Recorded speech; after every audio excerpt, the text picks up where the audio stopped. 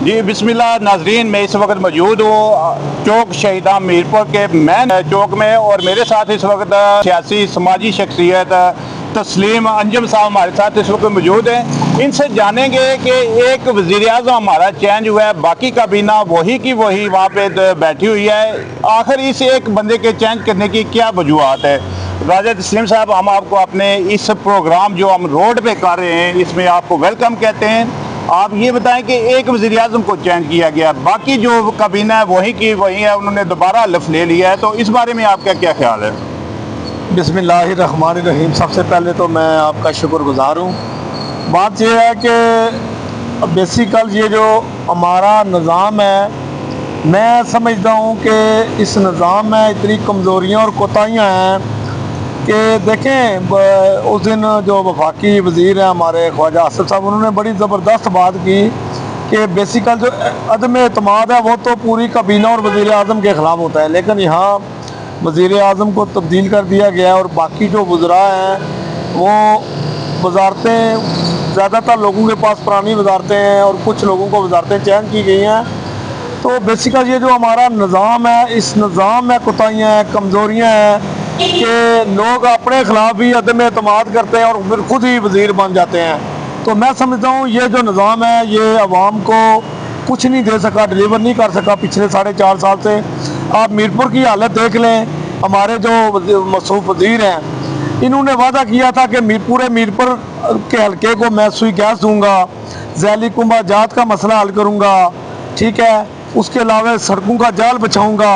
उनके बल्कि जो उनके एक बड़े करीबी हैं वो मुझे 2-3 साल पहले बताने लगे कि हम इधर फ्लाई ओवर बनाने लगे हैं ये चौक में। अच्छा। ये बड़ा रश है, ये जो चौक है, चौक शहीदा और कायद आज़म चौक है, इधर हम फ्लाई ओवर बनाने लगे। मैंने सोचा पता नहीं कोई शहबाज शरीफ साहब की रूह जो है इनमें आ गई है और ये कोई ऐसा काम करने लगे हैं, लेकिन इनके मुकद्दर में काम नहीं है। ये पिछले 50 साल से सियासत कर रहे हैं और इनकी सियासत जो है वो सिर्फ मफादात तक है, इनकी सियासत खिदमत के लिए नहीं है, लोगों की बेहतरी के लिए नहीं है, आम आदमी की बेहतरी के लिए नहीं है।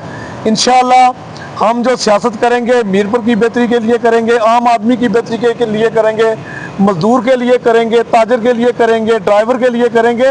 और आम जो लोग हैं उनके मसाइल, इनको क्या पता है मसाइल का, इनको मसाइल का पता ही नहीं है। नहीं, हमारे सिर्फ मौजूदा वज़ीर हैं, इन्होंने कहा है मैंने 7 अरब के पैकेज यहाँ पे मीरपुर में दिया। कहाँ पे 7 अरब लगा है? वो हम भी दूरबीन लगा के देख रहे हैं कि वो 7 अरब रुपए किधर गए हैं।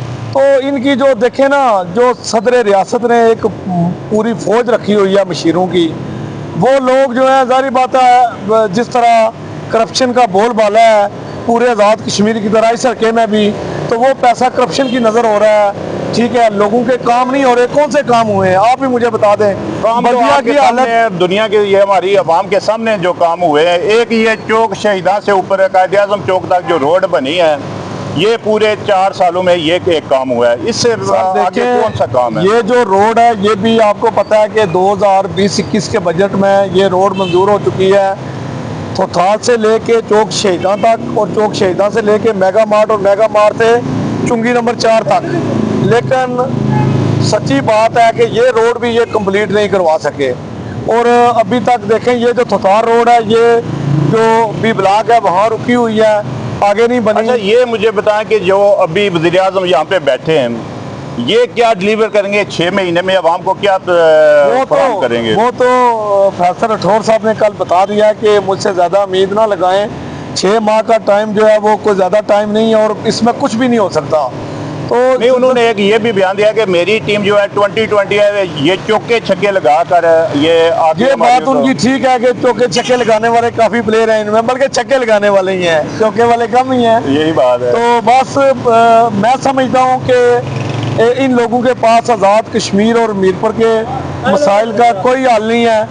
आप जो मर्जी कर लें, आप जो मर्जी कर लें, इनके पास कोई हल नहीं है, क्योंकि इनकी जो सियासत है वो खिदमत की सियासत नहीं है, वो है इक़्तिदार की सियासत। बेशक यही बात। तो ये इक़्तिदार इनको चाहिए। देखे ना, ये जो लोग आज PTI के आधे लोग वजीर बने हुए हैं, ये इन्होंने वोट किस नज़रिए पे लिया था?